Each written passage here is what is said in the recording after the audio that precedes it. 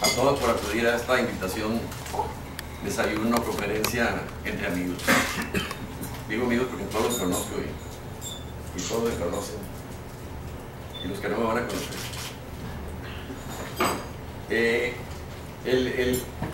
La invitación, o el motivo de la invitación es platicar un poquito de lo que ha venido siendo el Congreso en estos 2 años. Como ustedes saben, el día 30 de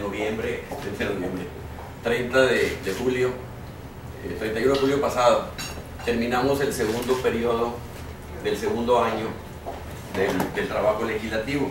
Y sí es importante hacer un alto en el camino y revisar qué es lo que el Congreso ha logrado y también qué es lo que el Congreso tiene pendiente por realizar en lo que nos falta, que son 2 periodos más, y muy probablemente 1 o 2 periodos extraordinarios que logremos sacar en este receso en donde la permanente va a estar trabajando. Este segundo año me tocó como integrante del Partido de Acción Nacional y como coordinador del partido, y debido a las reformas que se hicieron el último periodo de la pasada legislatura, en donde se eliminó la gran comisión y se formaron 2 entes independientes, uno que es la mesa directiva y otro que es la Junta de Coordinación Política, que son los que gobiernan actualmente el Congreso.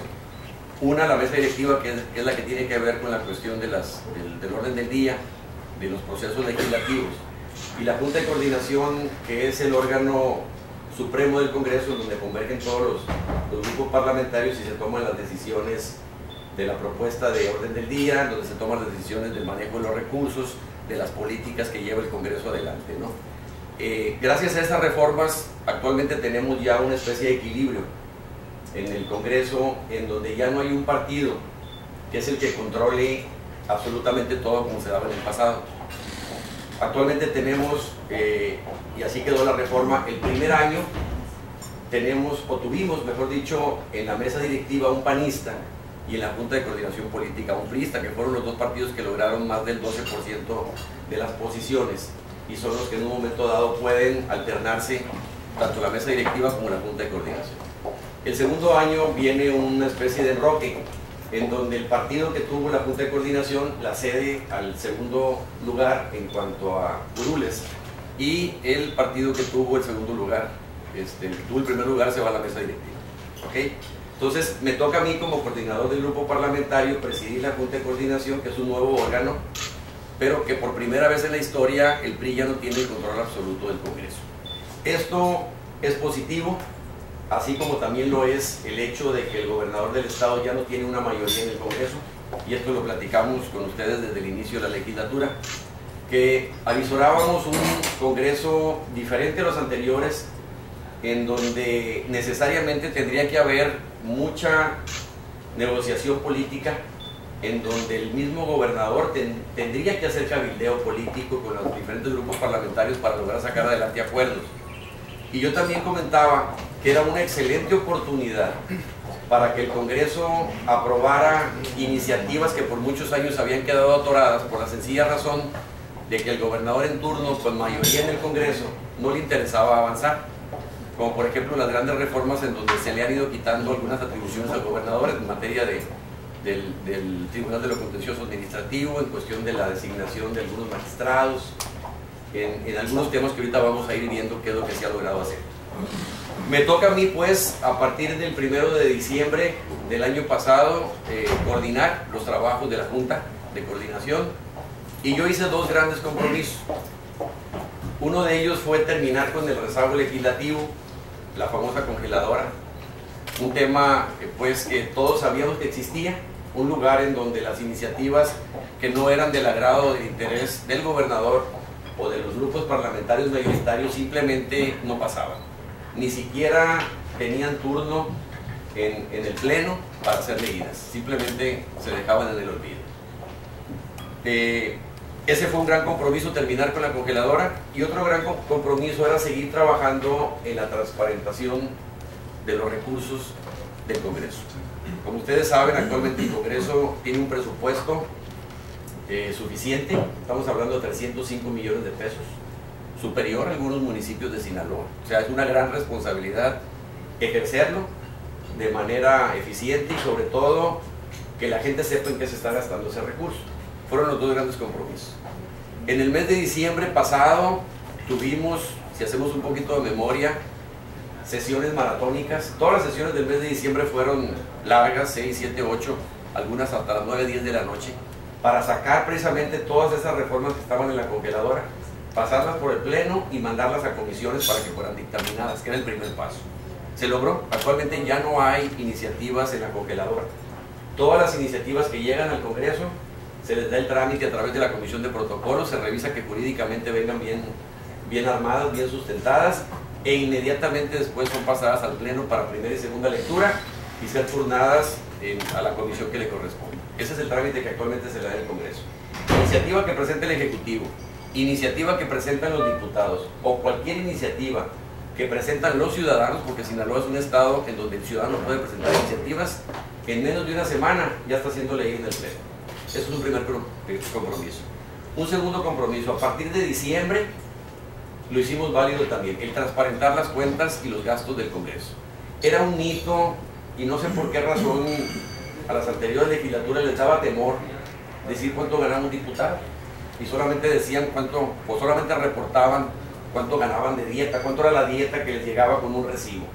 Ustedes y todo el mundo sabía que aparte de la dieta había apoyos para hospedaje, había apoyos para transporte, había apoyo para lubricantes, había apoyo para gestión, pero nunca se reportaban. Y de ahí empezaban a surgir las grandes dudas de la ciudadanía. Bueno, si los diputados son los encargados de hacer leyes y son los encargados de revisar las cuentas públicas, pues resulta que son los últimos interesados en que se transparente el gasto de los recursos que ellos mismos realizan. Como que es un contrasentido. A partir de diciembre, y ustedes lo pueden checar, no me lo crean, métanse a la página de internet del Congreso, www.congresosinaloa.gov.mx. Van a encontrar del lado derecho un link que dice ejercicio financiero de la legislatura en el año 2011. Si ustedes se meten ahí, van a encontrar varios apartados. Uno de ellos trae el apartado de los ingresos de los legisladores. Ahí van a ver todo lo que recibe un legislador: dieta, transporte, lubricantes, gestoría, hospedaje, absolutamente todo. ¿Cuánto reciben los grupos parlamentarios? ¿Cuánto ganan las personas que trabajan en el Congreso? Absolutamente todos, desde el afanador hasta el secretario general. ¿Cuánto recibe de sueldo? ¿Cuánto recibe de bono? Absolutamente todo. ¿Cuánto paga de impuestos? ¿Quiénes son los proveedores que le venden al Congreso? ¿Quiénes son? ¿Qué es lo que venden? ¿Y cuánto vendieron en el 2011? O sea, absolutamente todo ya está al alcance de cualquier persona que tenga una computadora, que tenga internet o en un ciber, y ustedes pueden checar claramente cuánto fue el presupuesto en 2011 y en qué se gastó. Y con esto damos un paso pero grandísimo en la cuestión de transparentación de los recursos del Congreso. Esos fueron mis dos grandes compromisos. No puedo yo decir que la transparencia y los recursos ya es tema concluido, claro que no. Hay mucho más que hacer, hay temas en los que tenemos que seguir avanzando hasta llegar al punto en el que los diputados tengan que comprobar los gastos que realizan con el apoyo que se les da, que realmente lo que se les da para hospedaje lo estén gastando en hospedaje, que realmente lo que se les da para gestoría lo estén gastando en gestoría. Tenemos... No, todavía no. Se le da al diputado la cantidad, por ejemplo, para hospedaje, y ellos deciden en dónde se hospedan y cuánto pagan de hospedaje. Ellos pueden ir a un hotel de lujo y gastárselo en 3 días, o pueden ir a un hotel más barato y que les dure todo el mes, o inclusive vivir con alguien y tener ahorros, ¿sí? ¿Cuánto recibe Carlos con todo eso? Ahí viene, chécalo. No lo traigo en la mente, ¿sí? Exactamente no lo traigo en la mente, pero pueden ser arriba de 60 y tantos mil pesos. Pero ahí está, o sea, no me lo crean a mí. Yo quiero que ustedes se metan a la página de internet y que realmente comprueben lo que les estoy diciendo. Ahí viene absolutamente todo desglosado con pesos y centavos, ¿sí? Tenemos que seguir avanzando. La transparencia es un trabajo de todos los días, pero lo que hicimos este año en el Congreso nunca se había visto. Entonces son temas en los cuales hemos logrado avanzar y seguramente vamos a trascender, y vamos a obligar que el siguiente año que regresa el PRI a la Junta de Coordinación, pues cuando menos mantenga lo que ya hicimos este año y ya no dar marcha atrás. O sea, si ya hubo una apertura en cuanto a cuánto están recibiendo los diputados, cuánto reciben los grupos parlamentarios, cuál es el sueldo de los empleados del Congreso, bueno, pues eso se tiene que mantener. y de ahí para adelante, ¿no? Empezar a transparentar otros rubros, como puede ser precisamente el hospedaje, como puede ser la gestoría, en donde tendrían que cada diputado comprobar en sus distritos que efectivamente el dinero que recibe lo están aplicando en beneficio de la gente. Bueno, eso como una especie de preámbulo, y yo quisiera entrar a lo que es ya las iniciativas trascendentes que ha aprobado la 60 legislatura, para luego al final entrar a una ronda de preguntas y respuestas de lo que ustedes gusten más. Pero bueno, hubo iniciativas muy importantes. Yo considero que a la 60 legislatura se le va a recordar, entre otras cosas, por ser la que más ha avanzado en cuestión de derechos humanos. No sé si ustedes estén enterados, pero ya hemos tenido 2 reuniones con personal de la ONU, con representantes del Alto Comisionado en materia de derechos humanos. Y hemos ido, y ellos lo han reconocido, que Sinaloa ha ido avanzando en materia del tema de secuestro, en materia de responsabilidad a las víctimas del delito, en materia de protección a la mujer, en temas de salud, como es el cáncer cervicuterino o el cáncer de mama, en el tema de la restauración de daños a víctimas del delito. Pero las vamos a ir enumerando una por una y las vamos a ir platicando. Las traigo por orden como se fueron aprobando. Está la Ley de Responsabilidades Administrativas de los Servidores Públicos del Estado de Sinaloa. ¿Ok? ¿Qué es lo que aventajamos? Bueno, se desprenden varias disposiciones, entre ellas los sujetos de responsabilidad administrativa en el servicio público estatal y municipal, los deberes de los servidores públicos, las responsabilidades y sanciones en materia administrativa, disciplinaria y resarcitoria, la competencia de las autoridades y procedimientos para la aplicación de sanciones y el registro patrimonial de los servidores públicos. Traemos también reformas a la Ley de Auditoría Superior del Estado, donde le hemos ido dando más atribuciones. La Auditoría Superior del Estado, y hago un paréntesis, ellos llevan a cabo una auditoría aleatoria de las cuentas públicas de los municipios, pero ellos todavía no tienen la posibilidad de demandar. Tenemos que llegar a eso. Y dentro de los temas pendientes vamos a hablar un poquito de lo que falta por hacer en la Auditoría Superior del Estado. La Auditoría Superior debemos de llegar al punto en donde ellos puedan, una vez que encuentran un problema en la cuenta pública de un municipio, demandar, para que realmente haya una adecuada rendición de cuentas. De lo contrario, solamente es un organismo que revisa, que señala, que nos envía al Congreso. El Congreso puede o no aprobar una cuenta pública, si es que la mayoría de los diputados están de acuerdo en aprobarla, que pudiera haber en algunos casos algún tipo de interés de grupo por aprobar, pero no pasa nada. O sea, tenemos que llegar al punto en el que la haga la pague, ¿sí? En donde los alcaldes, en donde el mismo gobernador sepan que la auditoría va a tener la facultad en un momento dado de demandar y de denunciar.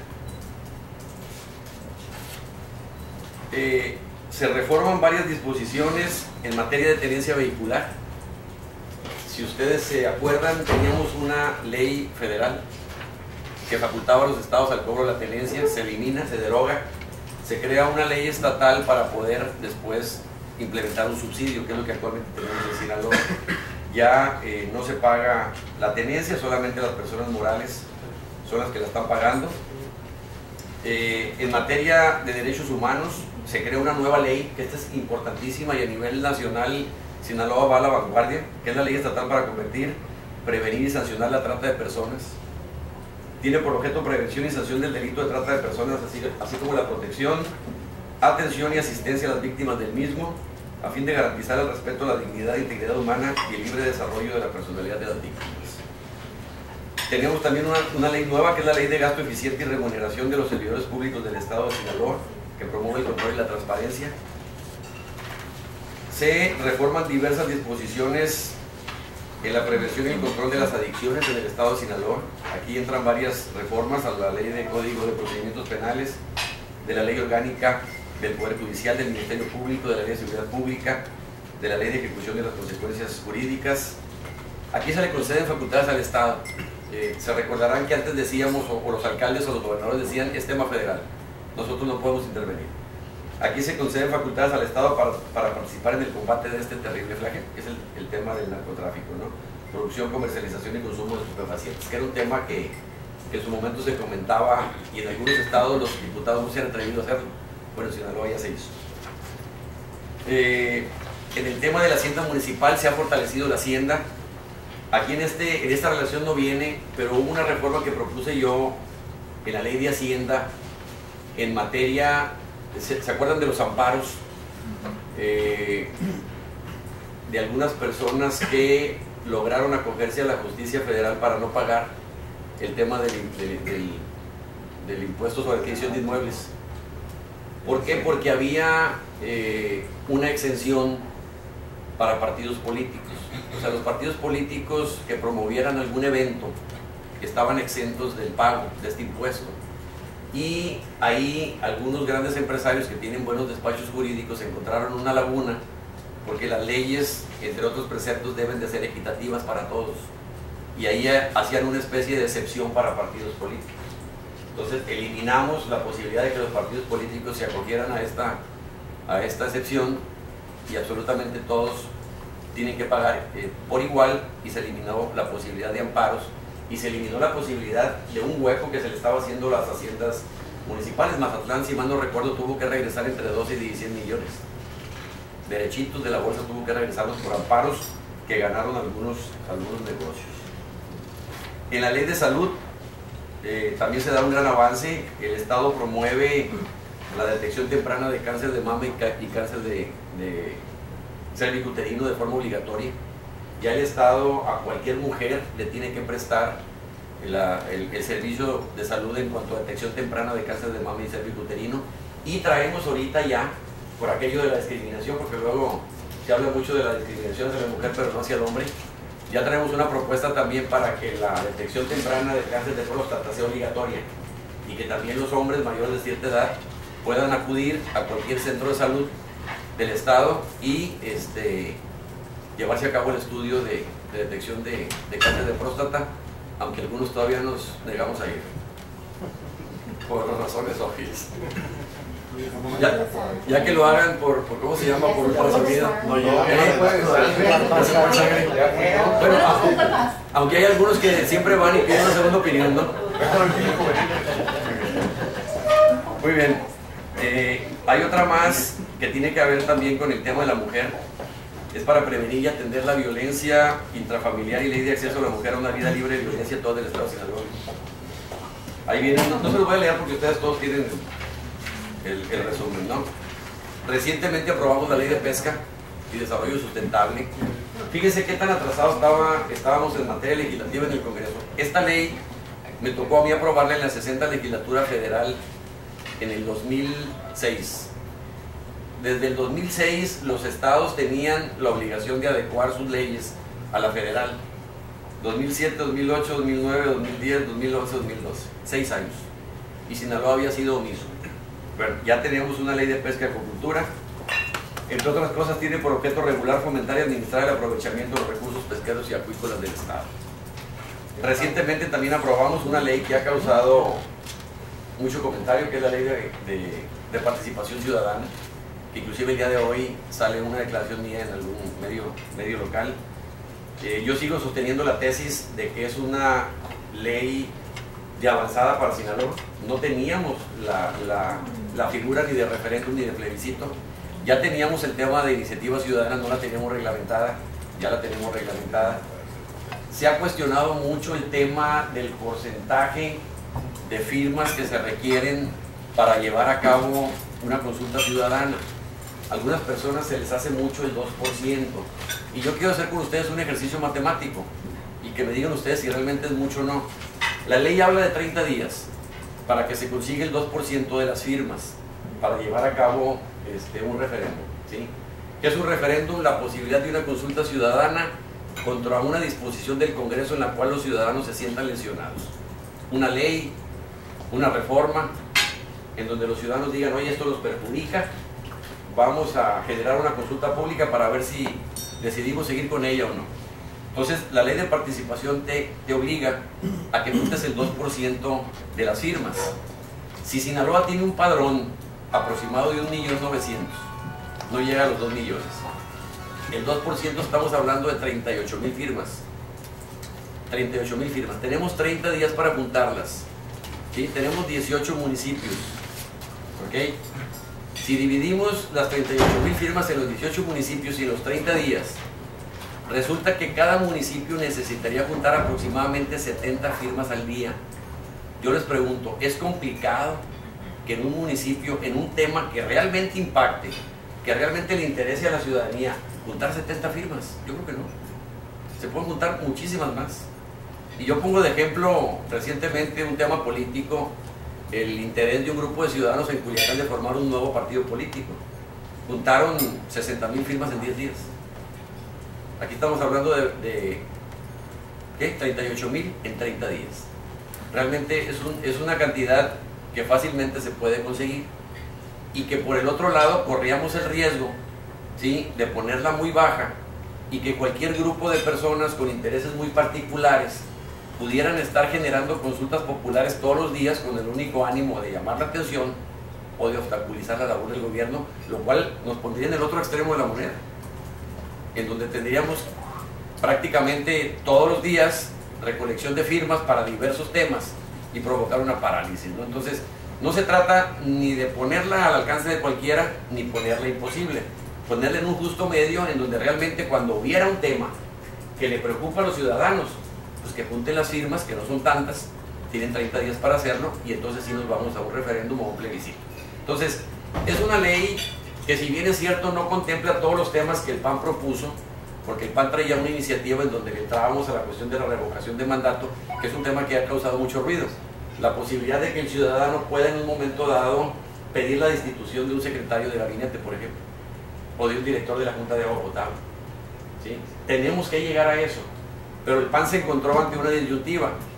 O votábamos una ley en donde todos estábamos de acuerdo, o nos cerrábamos exigiendo que se aprobara la ley tal cual el PAN la había propuesto, la iniciativa, perdón, y no iba a avanzar.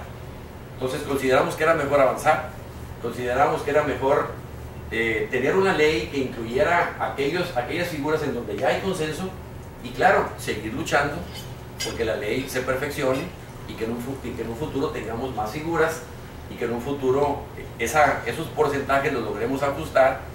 Y yo lo que le pido a la ciudadanía es que la pongan en práctica. O sea, si ya existe la ley, si ya existe la posibilidad de referéndum y de plebiscito, bueno, cuando haya temas realmente interesantes o valiosos para la ciudadanía, vamos entrándole al ejercicio y sobre la marcha vamos viendo qué corregimos y qué no corregimos. Señor, sobre las observaciones que se hacían, precisamente esta es otra que quedó pendiente, las candidaturas ciudadanas, ¿no?, que también sí, por ahí está impulsando la sociedad a que se puedan tener candidatos ciudadanos que no estén necesariamente afiliados a claro, un grupo, a un partido político. Bueno, acuérdate que hubo una reforma constitucional en donde Sinaloa la votó a favor. De hecho, ya se consiguieron los 17 votos de los congresos locales para que la ley se apruebe, ¿sí? Ya existen en la legislación federal las candidaturas ciudadanas. ¿Qué es lo que hay que hacer? Bueno, cada estado va a tener que legislar en esa materia para tener una reforma constitucional, que necesitamos tener una reforma en nuestra constitución para que se permita primero la constitución y después tener una ley secundaria en donde se implemente la reglamentación. Qué bueno que tocas el tema, porque nosotros ahorita no podíamos aprobar la candidatura ciudadana en la ley de participación si no está reglamentada la Constitución. ¿Sí me explico? Si la Constitución no lo permite, no puede haber. Entonces, tenemos que reformar la Constitución, tenemos que aprobar en la Constitución la existencia de candidaturas ciudadanas y después viene la reglamentación de la misma. Entonces será el segundo paso. Bueno, acabamos de aprobar también la Ley de Protección Civil para el Estado de Sinaloa. Esta la aprobamos en la última sesión. Esta es particularmente importante para Mazatlán y de hecho la tratamos de sacar pronto. Es una ley reciente, es una iniciativa reciente, pero en Mazatlán cada vez que llueve sabemos que hay problemas serios de inundaciones. Sabemos que Protección Civil carece de muchas facultades para tomar decisiones. Sabemos también que la burocracia de alguna manera impedía que Protección Civil ofreciera a la ciudadanía más protección. Y con esto se le está dando cierta autonomía, ¿sí? Les menciono algunas de las ventajas. Tiene por objeto regular las normas, criterios y principios básicos a que se sujetarán los programas, políticas y acciones de Protección Civil, las bases para la prevención, mitigación, auxilio y recuperación ante la presencia de un fenómeno, los mecanismos para implementar las acciones de prevención, las bases de integración y funcionamiento del sistema estatal de protección civil, que no se tiene, se va a tener que armar, y las normas y principios para fomentar la cultura de la protección civil y la autoprotección de sus habitantes. Y dentro de esta ley también se contempla la aprobación de un presupuesto para protección civil para desgracias naturales. Sabemos que hay un fondo federal, el Fonden, pero también sabemos que el Fonden tarda en bajar, a veces semanas y a veces meses, ya cuando la contingencia pasó. El Estado debe de tener una especie de Fonden estatal, ¿sí? Que eso lo vamos a discutir cuando se discute el presupuesto 2013. ¿Eso lo va a manejar el Estado, no los municipios? Lo va a manejar precisamente el sistema estatal y municipal. Se van a crear el sistema estatal y los sistemas municipales, ¿sí? Hasta llegar al punto de que en Mazatlán, por ejemplo, Protección Civil tenga un sistema que también parte de esos recursos le caiga y los puede ejercer de inmediato. Una inundación, un problema de desgracias, que se desgaste un cerro, como lo hemos tenido en Mazatlán, que haya la respuesta inmediata por parte de Protección Civil. Esta va a ser es importantísima para... Eso obligará a los estados forzosamente ya incluirlo en su presupuesto, o cómo se va a manejar, digo, para que haya un fondo para... Sí, para que realmente funcione necesita haber un fondo. Sí. ¿Sí? Y necesitamos crear el sistema estatal de protección civil y después los sistemas municipales. Ojalá y logremos en el 2013 ya tener un fondo, aunque no tengamos los sistemas estatales ni los municipales, podemos ya ir previendo el recurso y pedirle al Estado pues que le dé celeridad a la creación de este sistema estatal y posteriormente los municipios que hagan lo propio, y que ese presupuesto pudiera derramar a los municipios y que ya lo tengan para el 2013. Pero ¿hasta dónde esto obligará a los estados precisamente? Bueno, necesitamos hacer cabildeo con el gobernador. O sea, sí, necesitamos hacer un cabildeo, claro, que finalmente es dinero, y sabemos pues que el gobierno del estado no trae el dinero que quisiera traer.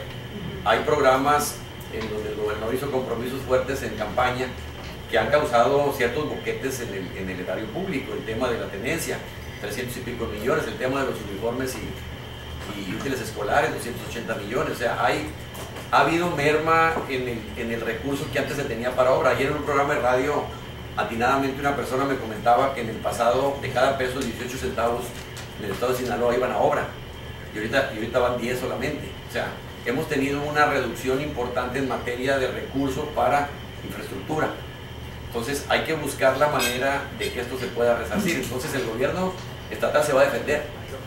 En el tema de ciencia y tecnología, que ahorita les voy a mencionar cuáles son los temas que queremos tratar en la permanente, pues finalmente todo se reduce a pesos y centavos. Y en ciencia y tecnología nosotros proponíamos el 1% del presupuesto estatal para ciencia y tecnología, y el gobierno del estado no quiere. Entonces estamos en la negociación y finalmente quizá lleguemos al medio punto porcentual. ¿Pero de qué manera bajarían esos recursos? ¿A través de despensas, de colchones, o de qué otra forma? ¿Se va a especificar cómo? Se tiene que reglamentar, porque no todo es despensas y colchones, ¿no? Aparte que ya está, O sea, hay un problema también de vivienda. El día domingo me tocó ir a atender a la familia que hace un año sufrió la pérdida de 2 niñas. ¿Sí? Afortunadamente ahí el gobierno municipal les otorgó una vivienda en el fraccionamiento Rincón de Urias. O sea, hay otros tipos de necesidades más sustantivas, pues, que dar una despensa que a lo mejor que te ayuda 2 o 3 días, ¿no? Y sí ayudan, pero no te resuelven el problema. Entonces sí hay temas de mucho más fondo, en donde ciertamente el presupuesto que destinemos el primer año no va a alcanzar, pero necesitamos empezar con algo. Y es donde regreso yo al tema del gradualismo, no esperemos que en un año se resuelvan todos los problemas y que se atiendan todas las nuevas leyes en materia presupuestal, pero sí podemos ir avanzando. En el tema de ciencia y tecnología, actualmente en Sinaloa no hay dinero para llevar a cabo investigación y desarrollo, por ejemplo. No hay. Entonces, de no tener nada a tener el medio punto porcentual, bueno, pues vamos aprobando el medio punto porcentual, que no va a ser suficiente, no, pero cuando menos vamos a poder empezar a generar investigación y desarrollo y aspirar a que en un futuro, bueno, ese medio punto se convierta en 1 punto y después subirlo a 1,5 punto y llegar al 2. ¿Sí? Lo mismo pasa con el tema de protección civil.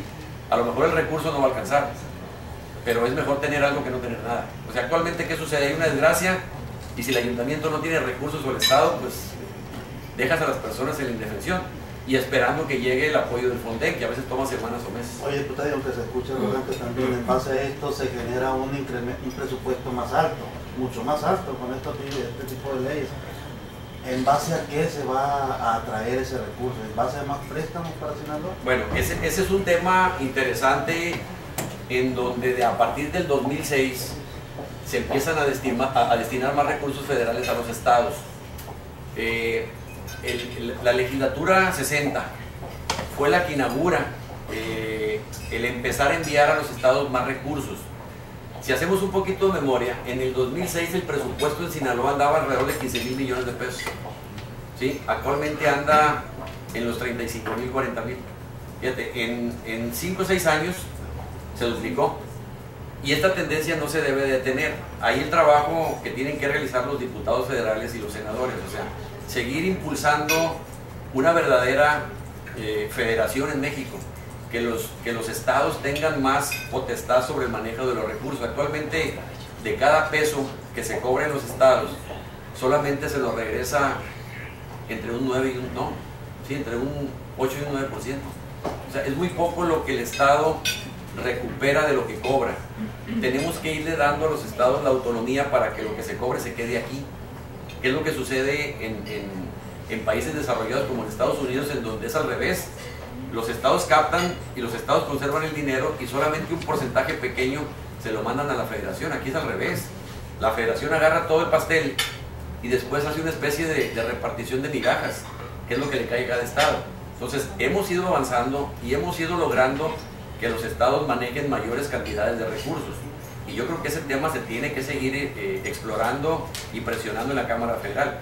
Si este año tuvimos 35,000, 37,000 millones de pesos, tenemos que aspirar a tener 50,000. ¿Sí? ¿Y así les alcanza para obras? ¿Perdón? ¿Y así les alcanza para obras, para todo lo que... Bueno, las necesidades son muy grandes. Las necesidades son muy grandes y efectivamente no hay dinero que alcance. ¿Sí? Pero tenemos que seguir peleando más recursos para que Sinaloa, que es el estado que nos preocupa, pues tenga más manera de llevar a cabo infraestructura. Y hablando de infraestructura, que es un buen tema, viene la conclusión de la carretera Mazatlán-Durango y Mazatlán no está preparado. ¿Sí? Definitivamente no estamos preparados para recibir la inversión. No se han hecho las obras de adecuación en el puerto. ¿Sí? Vamos a tener la carretera, pero no vamos a tener la infraestructura ferroviaria ni portuaria, ni almacenes, ni patios de maniobra, ni maquinaria para descargar contenedores. Entonces ya estamos rezagados. ¿Sí? Entonces ese es un tema en donde Sinaloa va a tener que pelear fuertemente por recursos federales para hacer las grandes obras que no se han podido hacer. Ahora caímos en el tema de las asociaciones público-privadas. ¿Sí? Que esa pregunta de Olga nos lleva a ese tema. Hay obras que el Estado no puede, y mucho menos el municipio, emprender. Los grandes, y no solamente obras de infraestructura, también las grandes obras de hospitales de especialidades, de alta especialidad. ¿Sí? Hay estados como Nuevo León que tienen ya 18 años con una ley de participación público-privada. Que hay estados que han tenido problemas, sí los hay. Está Coahuila, que tiene una deuda de más de 35,000 millones. Pero eso no significa que las leyes de asociación público-privada sean perjudiciales para los estados. ¿Qué hay que hacer? Bueno, hay que recopilar esa información buena y mala. ¿Qué ha pasado en los estados que se han endeudado de más? ¿Y cómo podemos en Sinaloa prever candados para que eso no suceda aquí? Pero no podemos tampoco satanizar lo que ha sucedido en Coahuila y no permitir que Sinaloa avance en temas tan importantes como lo es las inversiones público-privadas, ¿no? Que es un tema que yo ahorita les quería comentar cuando les hablo de que hay todavía temas importantes para Sinaloa con los cuales ya estamos trabajando y que es muy probable que tengamos no uno sino dos periodos extraordinarios. Les comento cuáles son las que trae actualmente la Comisión de Gobernación y Puntos Constitucionales y que estamos trabajando en ellas. Está la Ley de Ciencia y Tecnología, está la Ley Electoral y Reforma Constitucional, que sí tenemos tiempo, aunque algunos digan que no, sí tenemos tiempo para sacarla. Si hay voluntad política de los partidos, por supuesto. Tenemos en Justicia Penal Acusatoria 4 grandes iniciativas. En Sinaloa, como en la mayoría de los estados de la República, hay un rezago tremendo en materia de justicia. Hay expedientes rezagados de años. Hay gente que está recluida en los centros de detención que deberían de estar libres, y hay muchos que andan en las calles que deberían de estar detenidos. Tenemos un sistema de justicia obsoleto, tenemos un sistema de justicia que le falta especialización y que le faltan recursos. Si nosotros logramos sacar estas 4 iniciativas en materia de justicia penal acusatoria, vamos a poder jalar de la Federación cerca de 600 millones de pesos para hacer una reingeniería del sistema de justicia penal en Sinaloa. Construir edificios, contratar personal, capacitar a los que tenemos. Actualmente tenemos ministerios públicos que le hacen de todo, no hay especialización, ¿sí? Necesitamos entrar en los temas de juicios orales, por mencionar algunos. Tenemos la ley de turismo que ya la empecé a cabildear, en donde vamos a sentarnos con los turisteros, vamos a revisar aquellos artículos en donde ellos sientan que no sirve de apoyo para la promoción y los vamos a quitar. O sea, estamos en la mejor disposición de armar una ley benéfica para el turismo. Yo soy un convencido de que el turismo es la gran solución para Sinaloa. No le hemos dedicado ni el recurso ni la atención suficiente, pero lo tenemos al alcance de la mano. Tenemos absolutamente todo para ser una potencia en materia turística. Está el tema de la derogación de la ley seca, que ha sido un reclamo de restauranteros, de turisteros, en donde sabemos que lo único que promovemos es la proliferación de aguajes y la corrupción. Ya no tiene razón de ser. Esperamos sacarla también este año. Tenemos la reforma constitucional en contratos de participación público-privado, que ya lo mencionamos. Tenemos el código de lo familiar, que vamos a seguir trabajando en la cuestión de derechos humanos. La ley ambiental y desarrollo del Estado. La reforma al Poder Legislativo y la reforma a la ACE, darle facultades precisamente para denunciar y demandar. Y tenemos un tema también muy importante que tiene que ver con los derechos de los adultos mayores, ¿sí? Y otro tema que ya está aprobado, que es la cuestión de los discapacitados. Muy pronto vamos a tener ya en Sinaloa las placas con el distintivo de discapacitado, para que se empiecen a tomar medidas y que se empiecen a respetar los espacios que ya muchos centros comerciales, tiendas departamentales, oficinas de gobierno ya empiezan a señalar para discapacitados, pero que actualmente sabemos que no se respetan, porque no hay manera de saber si la persona que llegó en un vehículo es realmente un discapacitado o no, porque no tenemos la placa con el distintivo. Entonces, hay mucho trabajo. Como presidente de la Junta de Coordinación, estoy en plática constante con el diputado Luis Cárdenas, que es el presidente de la Comisión de Gobernación. Hay toda la voluntad de apoyarle con personal. Hemos llevado a cabo ahorros importantes en el Congreso y queremos que ese dinero se destine precisamente a incrementar la productividad. La idea es sacar estas leyes que les mencioné que están pendientes, la idea es sacarlas este año, y con lo cual en 2 años tendríamos un Congreso mucho más productivo de los anteriores.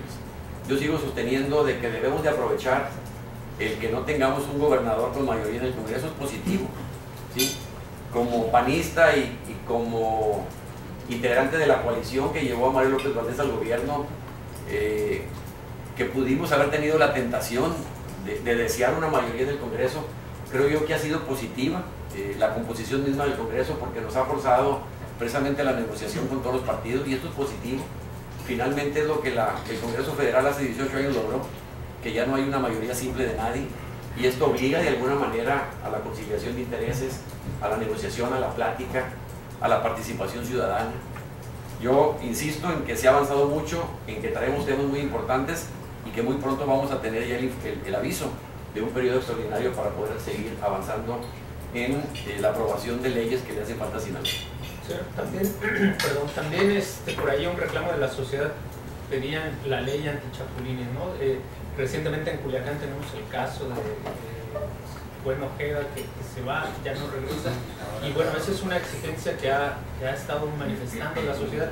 En relación a esto, ¿también tiene previsto alguna? Mira, el tema de la ley que te impide aspirar a un puesto público mientras no termines el encargo que tienes, sí nos interesa buscarle una solución, pero no está sencilla, porque la ley te da el derecho de votar y ser votado, y no te puede impedir que aunque tengas un puesto te inscribas para otro. ¿Qué pasó en Baja California? Sacaron una ley antichapulín, se ampararon y la tumbaron. O sea, no hemos podido encontrarle de qué manera obligar a los servidores públicos con un puesto de elección popular a que permanezcan. Quizá pudiera hacerse a través de los partidos, no lo sé. Yo no soy abogado, pero sí nos interesa el tema. Sí creemos que es importante que las personas concluyan el encargo, ¿sí? Que de alguna manera puedan dar resultados para el cual se les eligió, que se evite el estar brincando de uno para otro. No hemos encontrado la manera de hacerlo. ¿sí? Una idea que se me ocurre ahorita pudiera ser a través de los partidos, que su reglamentación interna obligaran a sus diputados, alcaldes, gobernadores, senadores a que terminaran el cargo, ¿no? Pero legalmente no se puede obligar. Por ejemplo, en el caso del presidente, la República tiene que estar 6 meses sin cargo previo, o por ahí así es la situación para poder ser electo, ¿no? En ese sentido, no podría ser por ahí que se reformara para que alguien que pudiera aspirar a una nueva candidatura cumpliera un plazo mucho más largo. Sí, la ley contempla 90 días. 90 días. Sí, o sea, actualmente para ser gobernador, para ser alcalde, no así para ser diputado, pero para los dos primeros que te mencioné, la Constitución te obliga a estar 90 días separado del cargo anterior. Pero es un tema que hay que discutir, ¿no? Es un tema interesante, ciertamente que levanta mucho comentario. Ahorita ya escuché por acá muchas voces. Dice que ya empezó a cabildear la iniciativa de ley de turismo. Ajá. ¿En qué etapa se encuentra? ¿Con quién se ha reunido? Eso también en su momento generó mucha polémica aquí en el puerto, ¿no? Mira, Por la falta he de platicado con turisteros en Culiacán, he platicado con turisteros aquí en Mazatlán. De momento prefiero reservarme los nombres para que no haya sentimientos de nadie, pero la idea es tener reuniones en un futuro con todos. Yo creo que lo peor para Sinaloa sería no tener una ley de turismo. Si es un tema en donde todos coincidimos que puede ser la gran solución para el Estado, si es un tema en donde todos coincidimos que cuando vimos problemas en Mazatlán se nos descompuso la economía, pues hay que entrarle a generar una ley que le dé de alguna manera las herramientas que el sector necesita para la promoción y para el desarrollo. ¿Qué destacaría de esta iniciativa? ¿Qué es lo más relevante? Mira, trae muchos elementos que van a ser benéficos para la promoción del turismo, ¿sí? Trae la creación de algunos organismos municipales, trae también el tema de la obligatoriedad de la promoción. Podemos crear un fondo, que ayer lo platicaba con un empresario del ramo.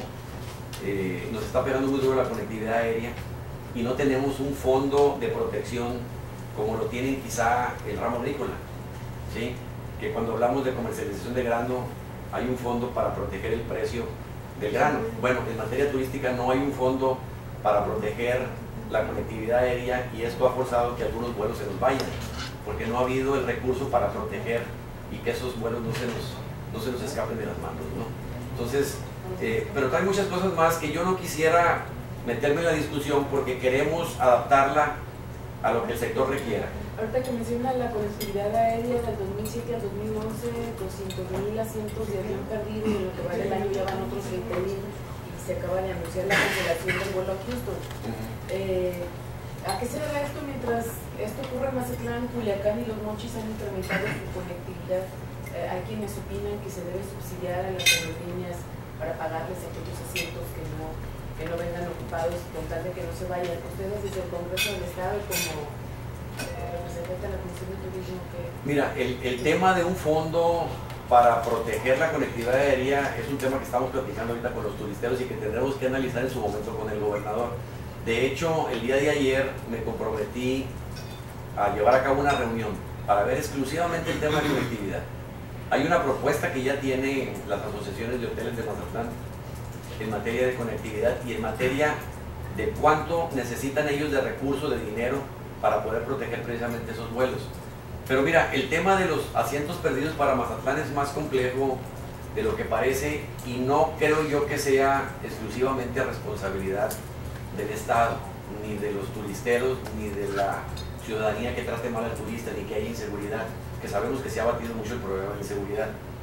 Si hacemos memoria, hace 4 o 5 años Estados Unidos entró en crisis hipotecaria, ¿sí? Los norteamericanos empezaron a perder viviendas como nunca en la historia, porque empezaron a dar créditos indiscriminadamente sin tener el sustento para pagar.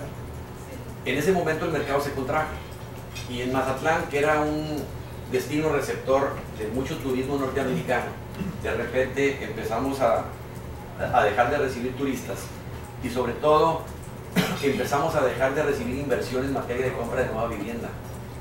Tenían problemas allá, muchos no les iban a venir a comprar acá. Y ahí, si tú te fijas, empieza a descender el número de asientos de gente que venía a Mazatlán.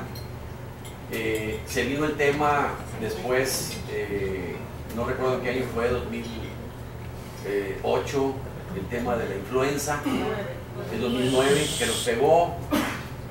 Se han venido acumulando pues varias cosas que son internacionales y que le han pegado el destino. Después se vino el tema de la inseguridad, ¿sí?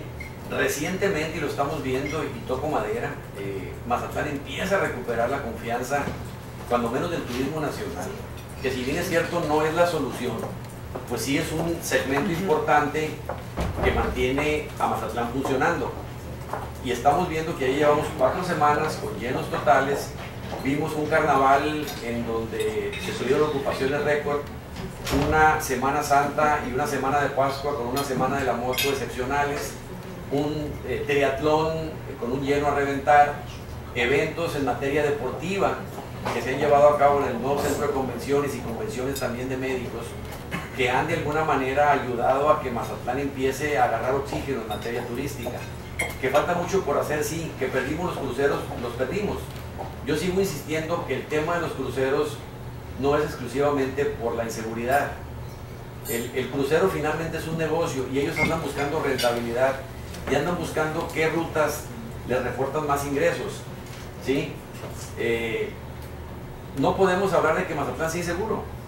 Si yo hago una comparación entre Mazatlán y Miami, que sigue siendo uno de los puertos en donde más llegan y más salen cruceros, pues te vas a dar cuenta que Miami tiene una inseguridad mucho, pero mucho más elevada que Mazatlán.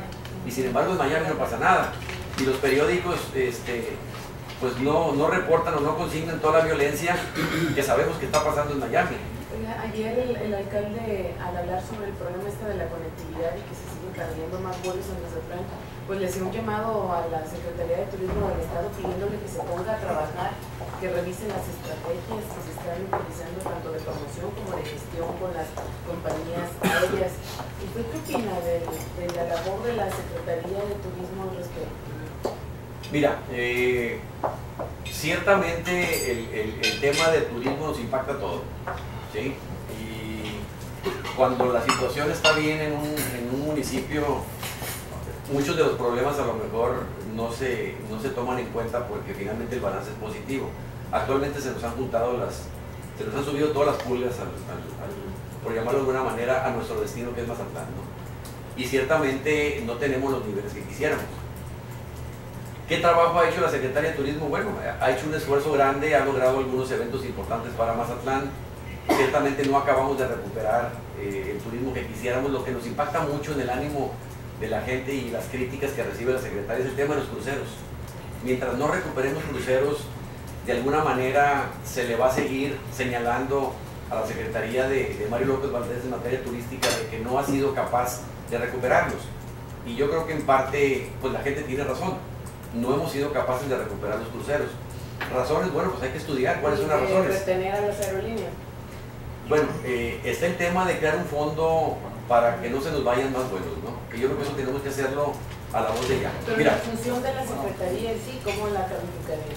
¿Quieres que te la califiquen 1 al 10 o cómo? Pues no. Sí. También se vale. También se vale. O sea. Yo creo que hay mucho por hacer. Ha habido hierros, ha habido aciertos. Yo creo que un tema que la Secretaría tiene que trabajar mucho es su comunicación social con los medios y con el medio turístico. Yo creo que ahí le ha fallado mucho a Oralia. Y es una crítica constructiva, no estoy tratando de destrozarla más. Pero sí creo yo que le ha faltado esa sensibilidad para comunicar lo que se está haciendo, porque sí se está haciendo, sí se está trabajando. Quizá no se hayan obtenido los resultados que todos quisiéramos, pero ha faltado mucho la sensibilidad para comunicar.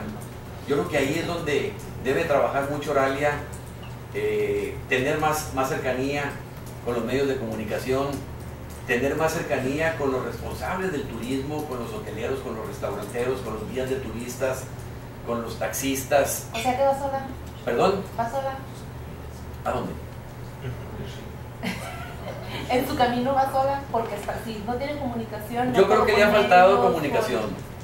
Yo creo que le ha faltado la sensibilidad. Eso significa también equipo de trabajo, ¿no? Porque si no tiene comunicación, no tiene trabajo.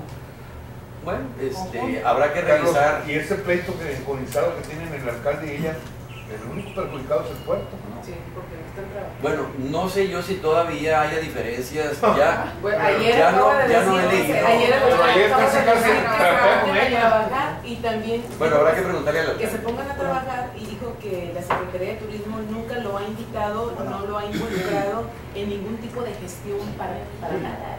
Y si es el alcalde. Bueno, yo insisto, yo estoy opinando de un tema o de un conflicto en donde nosotros no tenemos participación como comisión, pero yo sí veo y sí percibo y a pregunta expresa, yo sí les digo que sí ha faltado esa sensibilidad para comunicarse mejor. Cambiarla, no, hay muchas ¿Perdón? opiniones que hablan de que la quiten. Bueno, es una decisión del gobernador que él tendrá que tomar. Es la responsabilidad que él tiene de dar resultados y él tendrá que revisar no solamente a la Secretaría de Turismo, él tiene que revisar todas las áreas. Hay problemas en agricultura, hay problemas en inversión, hay problemas en muchas áreas, en salud, pero finalmente es una decisión que tendrá que tomar el gobernador. Yo no me atrevo a decirle quito pon. Perdón. Y las pocas que les echan a perder. ¿La qué? Maestro, Pizarra, por favor. No lo hemos dejado hablar. Estará yo mucho gordo ya. No, mira todo lo que traigo aquí. No, es muy sencillo. Hablando de conectividad y de los problemas del turismo, porque es un tema muy importante. Sin descuidar los demás, y me preocupa. El de conectividad en particular, porque va a haber una gira del gobernador a visitar líneas aéreas. De hecho, creo que inicia mañana. Y a mí me preocupa, de hecho, escribir un artículo en donde yo soy de la corriente que no deben subsidiarse los vuelos. Los destinos turísticos exitosos son aquellos que primero se revisan hacia adentro. Y la verdad te voy a decir desde mi estudio, que lo hice con norteamericanos y acabo de estar con ellos el sábado. Primero, ¿por qué se van las navieras? Olvídate de la violencia y olvídate de los económicos. Porque según el estudio, las navieras se van porque Mazatlán ya no tiene nada que ofrecer.